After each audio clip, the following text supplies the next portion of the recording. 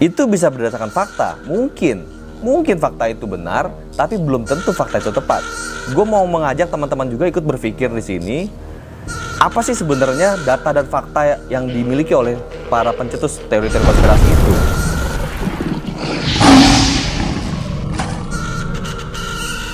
Ya, assalamualaikum warahmatullahi wabarakatuh, teman-teman semua. Balik lagi bersama gue Vasco Rusemi di Macan Idealis.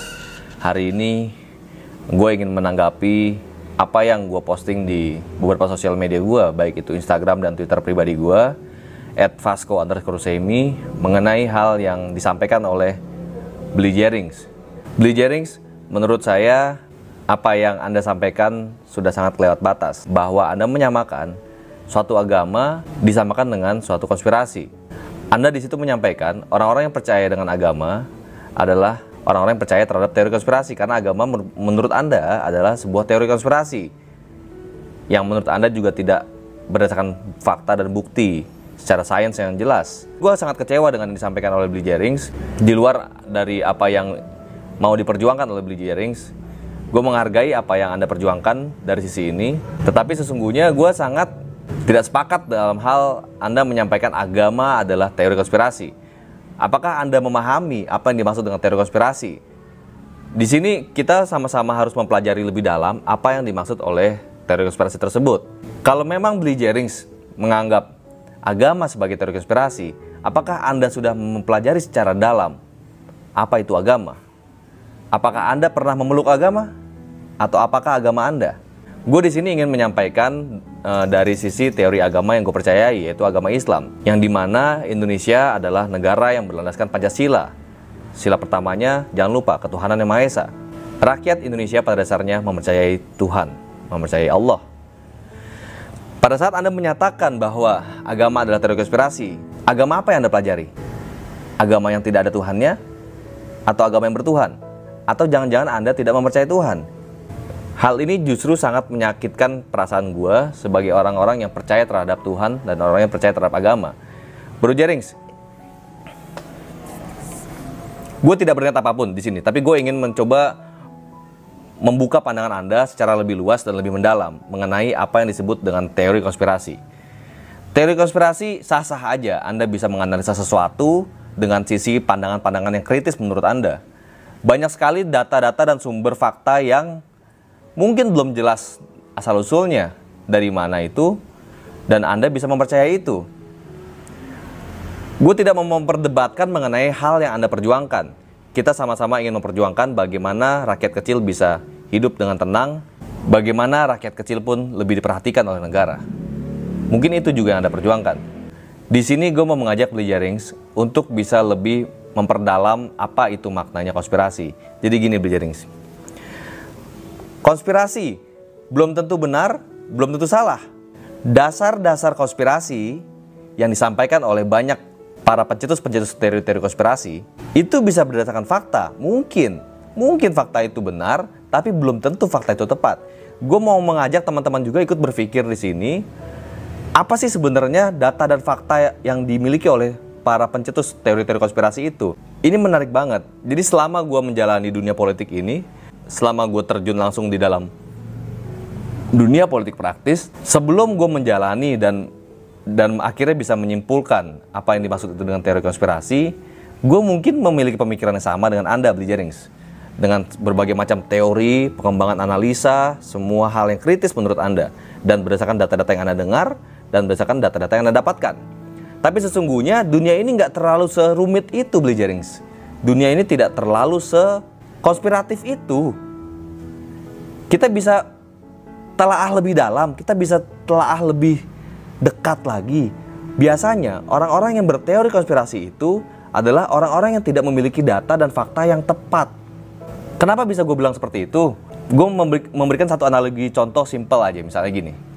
Misalnya ada seorang pasangan suami dan istri yang di rumahnya sering sekali terdengar piring pecah, barang seperti terlempar, suara yang agak keras, seperti ada melempar bangku, seperti ada suara teriak-teriak. Berdasarkan para pencipta teori-teori konspirasi, anggap itu misalnya tetangganya. Tetangganya bisa menyimpulkan di situ, wah ini suami dan istri itu lagi bertengkar. Wah, penyebabnya apa?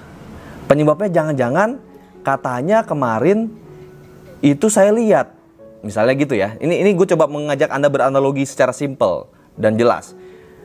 Si tetangga itu menyampaikan bahwa, ya gue lihat tadi suaminya sedang sama perempuan lain jalan. Nah, besoknya ternyata itu ada lempar-lempar piring dan ada teriak-teriak. Seperti suara mereka bertengkar. Wah, ini pasti nih gara-gara suami itu selingkuh. Akhirnya mereka di dalam rumah berantem atau bertengkar. Pasti karena itu dia bertengkarnya. Ada juga yang menyampaikan misalnya, wah ini teriak-teriak, wah jangan-jangan mungkin mereka sedang bersenang-senang. Ada teriakan wanita di situ, wah mungkin mereka sedang melakukan suatu hubungan suami istri. Jadi ada lagi tetangga lain yang beranggapan seperti itu. Nah, itu adalah data-data fakta. Fakta yang jelas memang didapat oleh para tetangga dan sekitarnya. Para lingkup orang-orang yang A1 mendengarkannya. Para orang-orang yang menyatakan bahwa memang ada teori lempar-lempar piring, lempar-lempar barang, disampaikanlah kepada khalayak ramai. Dan tetangga itu menyampaikan kepada teman-temannya, oh iya tadi tetangga gue suami istri berantem gara-gara istrinya selingkuh atau gara-gara suaminya selingkuh. Ada lagi yang menyampaikan, oh iya tadi tetangga gue di situ hampir tiap hari dia teriak-teriak, suami dan istrinya suka teriak-teriak. Mungkin mereka sedang melakukan hubungan suami istri. Nah, hal-hal ini yang menjadikan berbagai macam teori-teori konspirasi yang beredar sampai ke beberapa penjuru. Nah, si orang tetangga ini menyampaikan kepada teman-temannya, teman-temannya menyampaikan lagi kepada teman-temannya lagi yang lain. Akhirnya menyebarlah kabar-kabar yang semakin berkembang isunya. Akhirnya disampaikan beberapa kali ilmu-ilmu cocokologi ini disampaikan dan ada yang ketemu di titik irisan yang tertentu di saat informasi dari tetangga A dan turunan informasi dari tetangga B ada yang ketemu di kabar-kabar burung yang jauh sumbernya dibanding tetangga yang A1 ini. Nah, kalian bisa pahami di sini ya, ini yang dimaksud dengan teori-teori yang sangat konspiratif. Padahal sesungguhnya belum tentu suami istri ini teriak-teriak berantem. Padahal sesungguhnya belum tentu ada yang suara lempar piring, lempar bangku, belum tentu itu terjadi karena mereka bertengkar. Pada saat misalnya ada tetangga jauh, ada informan jauh yang sudah mendapatkan informasi dari turunan informasi tetangganya, ternyata kenal juga dengan si suami istri ini, menyampaikan bahwa, oh lo begini ya, lo lagi berantem ya, oh lo ketahuan selingkuh ya. Ini pasti suami istri ini ketawa, men. Di saat informasi yang beredar itu ternyata sudah menjadi sumir, sudah menjadi seakan-akan fakta yang jelas, karena berdasarkan informasi tetangga lo begini, karena berdasarkan informasi tetangga lo yang ini begini, atau karena berdasarkan informasi orang yang datang ke rumah lo mendengarkan hal seperti itu. Ini suami istri ini mungkin tertawa apabila datanya tersebut tidak tepat. Memang itu berdasarkan fakta yang benar tapi belum tentu tepat, gitu loh. Kalian bisa pahami maksud gue di sini ya. Ini adalah teori-teori yang akhirnya gue pelajari selama gue berkecimpung di dunia politik. Dulu sebelum gue mendapatkan fakta dan data yang tepat, gue selalu akan berteori-teori konspirasi seperti itu biasanya. Ini sah-sah aja, silakan Anda berteori konspirasi untuk mengasah analisa berpikir Anda menjadi lebih kritis. Suami istri ini pasti akan tertawa apabila ternyata data dan faktanya tidak tepat. Ternyata memang karena itu suami lagi sakit dan piringnya setiap makan selalu jatuh. Dan terjadilah piring pecah, jedang. Dan atau misalnya ternyata ada suatu hal yang si seorang istri ini minta tolong suaminya untuk pindahin bangku yang suka berat di situ, dan hanya suaminya yang mampu pindahin bangku itu, dan tiap hari misalkan harus dipindahkan karena untuk menjadi penyangga suatu barangnya dia lah, misalnya gitu loh. Jadi jedak. Nah, suara-suara itu yang disebutkan fakta oleh para tetangga-tangga itu. Nah, mungkin mudah-mudahan kalian cukup memahami ini. Nah, gue coba juga ikut menyelami dari pemikiran dari Blee Jerings yang seorang musisi. Misalnya gini deh, misalnya Blee Jerings menciptakan sebuah lagu cinta mungkin, atau lagu patah hati mungkin. Misalnya ya, ini gue coba menganalogikan. Misalnya, ternyata Blee Jerings ada sebuah sponsor yang Blee Jerings pakai. Misalnya nama sponsor itu di dalam baju Blee Jerings atau dalam gitarnya atau dalam drumnya, itu Blee Jerings pakai misalnya.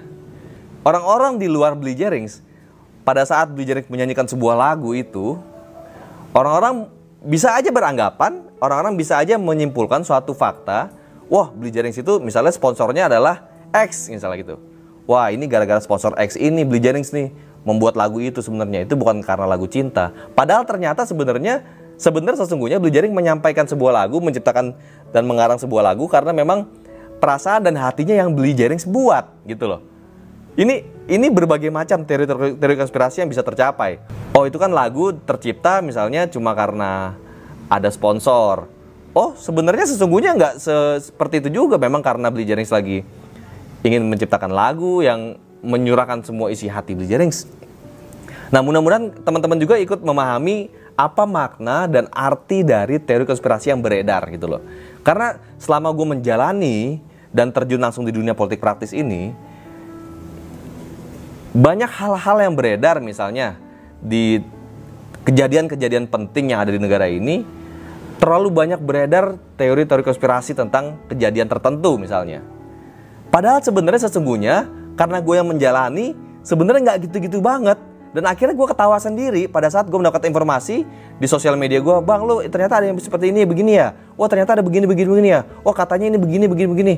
Padahal sesungguhnya suatu kejadian itu simpel-simpel aja, nggak gitu banget gitu loh.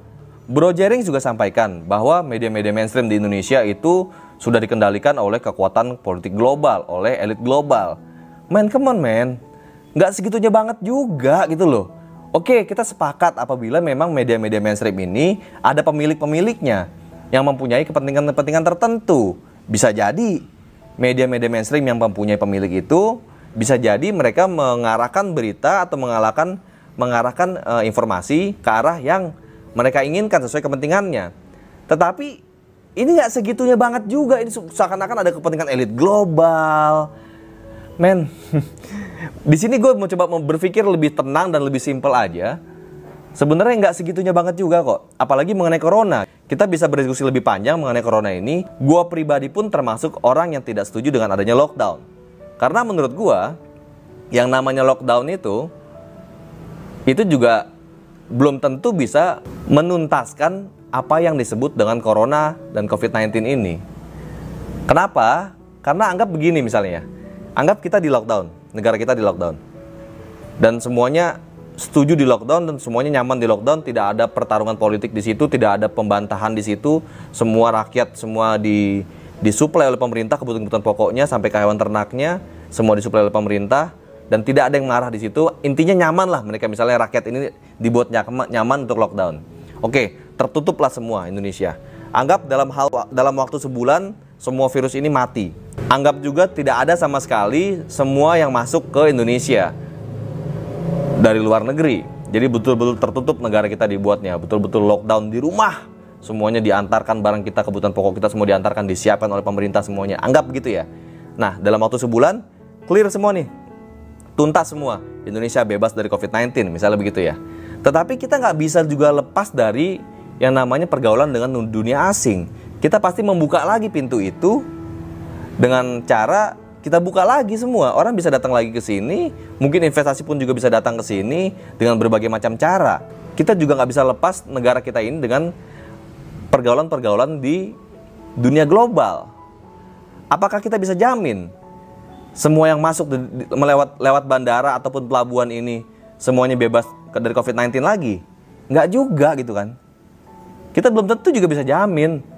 Yang dimana pusat-pusat pengendali pintu masuk dari berbagai macam gerbang asing masuk ke Indonesia ini juga belum bisa dikontrol secara penuh dan detail oleh pemerintah.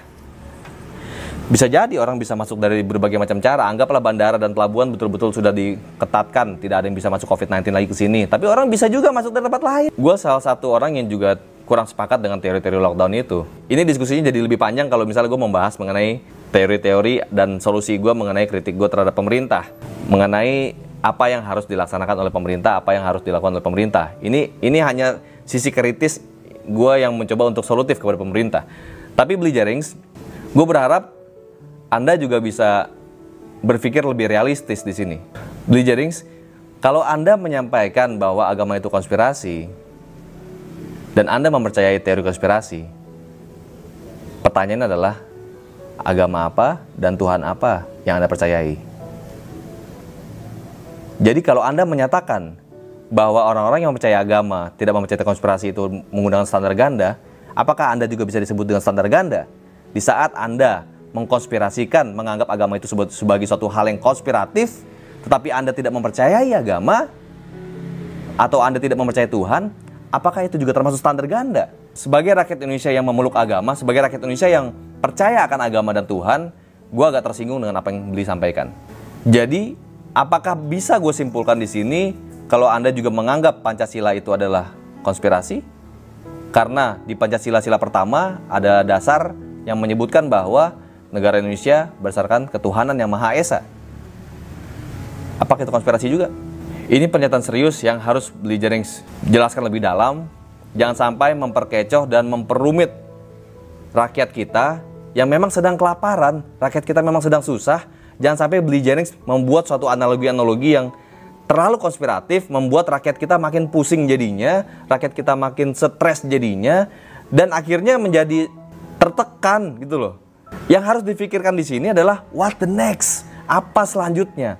Apa selanjutnya setelah wabah ini ada? Apa selanjutnya setelah pandemik ini semua terjadi? Dan solusi apa, langkah apa yang harus kita jalanin? Bukan kita memperdebatkan semua teori-teori konspirasi yang nggak jelas asal-usulnya, yang nggak jelas fakta-faktanya, yang belum tentu tepat faktanya. Come on man, come on Billy Jennings, gue tantang Anda untuk diskusi di channel YouTube gue Macan Idealis. Semoga Anda berkenan untuk kita berdiskusi bersama di sini. Kita pakai analogi yang simple-simple aja, nggak perlu yang rumit-rumit. Karena di dunia ini sebenarnya semua simple, tidak ada yang terlalu rumit dan tidak ada yang perlu dikonspirasikan. Oke teman-teman semua, bagaimana pandangan kalian mengenai analisa gue ini? Bagaimana pandangan kalian mengenai diskusi kita kali ini? Coba kalian tuliskan di komentar. Mungkin banyak sekali yang mencerca gue di sini. Mungkin banyak sekali pendukung-pendukung dari Billy Jennings yang malah menghajar gue secara pribadi di sini. Tapi gue merasa gue perlu menyampaikan ini agar rakyat Indonesia pun terbuka pemikirannya. Ya teman-teman semua, tulis komentar kalian di bawah. Jangan lupa like dan share video ini. By the way, gue sudah WhatsApp Billy Jennings, tapi sampai saat ini juga belum dijawab sama beliau. Kalau Billy Jennings berkenan, gue siap untuk diskusi dengan Billy Jennings. Gue siapkan channel Macan Idealis untuk diskusi bareng. Silakan. Gue siap. Atau dengan metode apapun itu metodenya, apapun itu platformnya, gue siap. Ayo kita berdiskusi lebih dalam agar rakyat tidak dibuat bingung dan tidak dibuat terkecohkan oleh berbagai macam teori-teori konspirasi yang Anda sampaikan ini. Assalamualaikum warahmatullahi wabarakatuh.